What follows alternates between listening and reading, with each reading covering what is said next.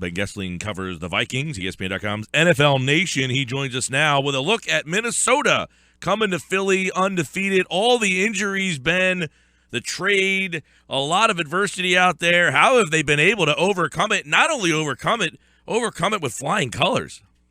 Well, I mean, I think you start with the defense and the fact that all of these injuries have occurred on the side of the ball where I think they had a lot of questions anyway. I mean, you could take that as a bad thing just because there hasn't been that stability on offense, but in a lot of ways, the fact that their defense is still completely healthy has really been a good thing in the sense that they can still do everything they want to do on defense, and this was going to be a team that kind of takes its cues from Mike Zimmer and takes its cues from that defense anyway. So the fact that all of those guys are still intact and that their defense is playing as well as it is, I think it's helped a lot. And really the trade for Sam Bradford, I think, has worked out probably better than even the Vikings would have hoped it did. I mean, the fact that he's been able to come in and not turn the ball over and be able to mesh with this offense as well as he has really probably has exceeded their expectations. I think they thought when they made that trade that they still had a chance to have a season that could go pretty far, and he was the kind of guy that could take them there. But to see him get into this offense and see it really kind of adapt around his skill set has been pretty impressive, and I think that will probably continue as he gets more comfortable here. Yeah, I think you wrote about it over at ESPN.com where you look at you're Ben, he's Sam. When you look at Sam, he's got a quarterback rating of over 100 over the last 11 games. That's including those famous last 7 games with the Eagles that really, kind of had people split on whether or not the Eagles should even bring him back or not. But he's carried that into Minnesota. What has changed for him really in that last half of last year and now into this year? Well, the first thing he said this week when I asked him about that was that he's finally healthy. And I think that was a big part of it last year. I mean, you kind of go through this 2-stage process in an ACL recovery where, yes, you're back, yes, you're playing, but there's a while before you, I think, kind of feel like yourself again, where you're not worried about your knee, where you're not sitting there saying, okay, if I do X, am I going to feel it or am I not going to have the same range of motion or the same strength or whatever it would happen to be?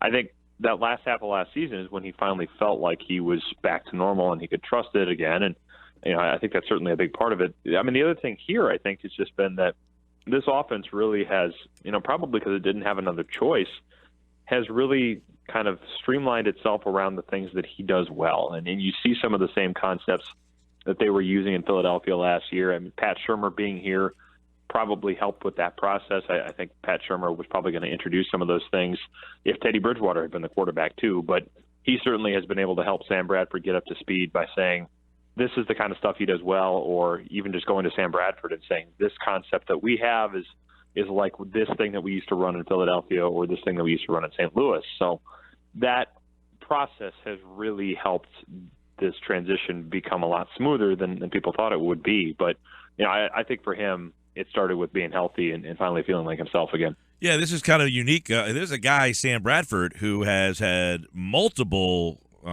systems that he's had to learn, but the one guy who seems like he keeps showing up with them is Shurmur. So it's very unique. This is a very unique tandem that these guys have. It seems like Shurmur keeps fighting for him everywhere he goes. Yes, we got to get this guy. Is Sam now up to full speed? I mean, is everything in place? I mean, everything in play for him at this stage of the season, or is things still kind of limited?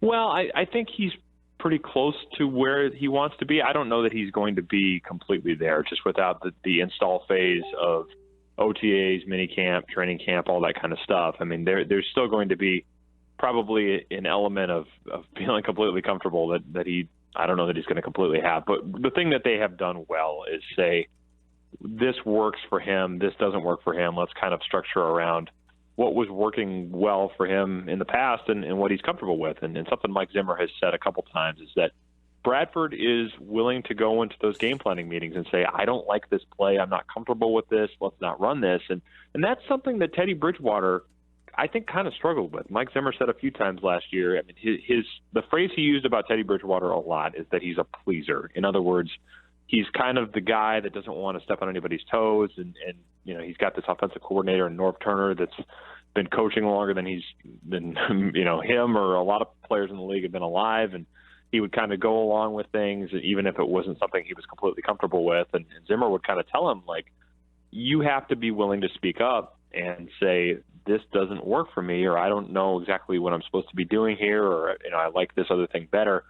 Bradford, probably because he's a little older and a little more established, is more willing to do that. And I think because they've just been in this mode of, we don't have a lot of time to adapt to this, we just got to get on the ground and go, they have kind of simplified things probably a little bit to the things that work really well for him, and it's created something that, certainly not an offense that is running at the top of the league, but they've been functional enough. And when the defense has given up 14 points a night, it's you don't need to be able to go out and score 35 to win.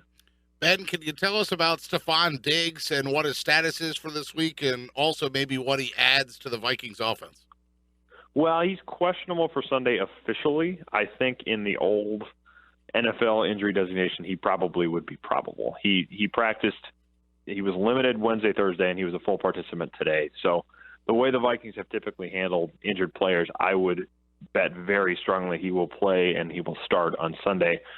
The thing he brings to the offense, it's a couple things. I mean, he is as smooth of a route runner as you will find, certainly for a second-year receiver. And the thing they talk about a lot is that when he gets in and out of his breaks, he doesn't really have to slow down that much to do it. So that has made him good on double moves. That's something you'll see Sam Bradford go to some, probably a few different times when he takes some deep shots. On Sunday, they were able to hit on a couple of those against Houston. He's good on short throws and running after the catch. He's able to separate from defensive backs probably better than anybody else they have.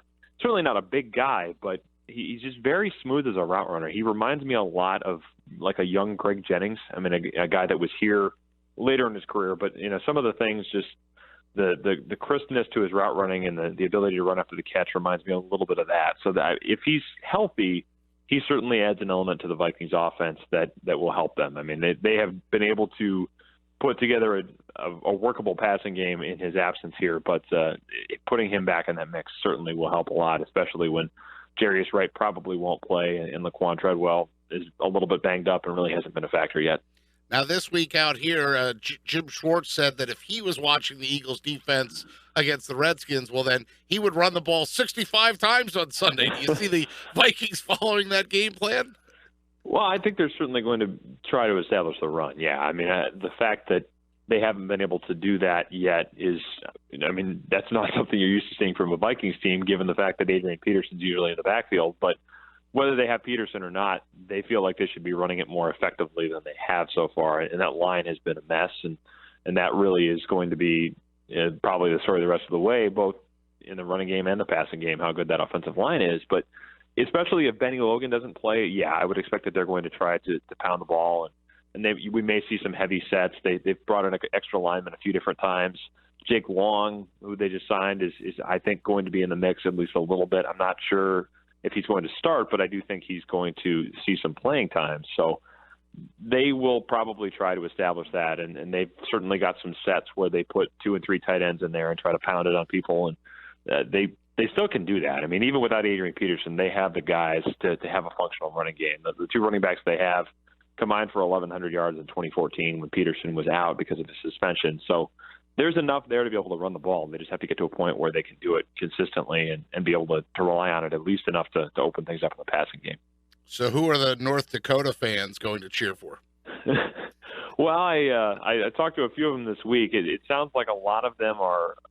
I mean, that has become a quite a thing up there. And there's every Eagles game has been on TV in Fargo, and there's a bar in Fargo that has a Philly cheesesteak and a craft beer for $11. Carson Wentz's number.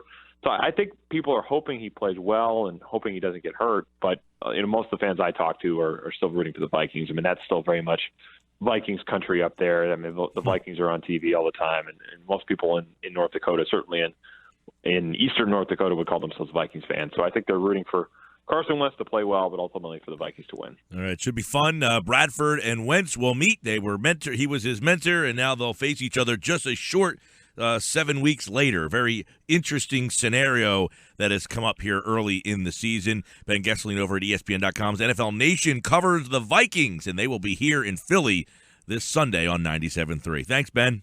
All right, thanks, guys.